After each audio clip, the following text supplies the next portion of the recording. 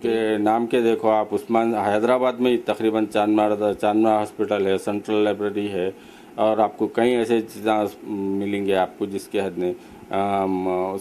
उस्मान सागर, हिमायत सागर, निज़ाम सागर dam तो आपको तकरीबन आले डैम, वो अली सागर डैम, हर चीज़ को बनाए सो है। दिल्ली में भी हैदराबाद हाउस है, यहाँ तक कि पाकिस्तान में भी जो है सो हैदराबाद सिंध में भी एक ब्रिज बना, डैम है, ब्रिज है, रेलवे ब्रिज है। आपको कई ऐसे मुकामों पे है।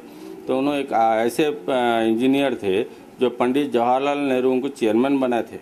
मेरा नाम मीर हैदर अली है और मैं मीर हाफिज़ अली का फ़र्जंद हूँ और पर पोतरा हूँ अली नवाज़ जंग बहादुर का। और हम चाहते हैं कि ये चीज़ सिलेबस में भी इंक्लूड हो, जिसकी वजह से जो है बच्चों को पता चले कि नए नए फॉर्मूलेस क्या, बायोग्राफी क्या थी।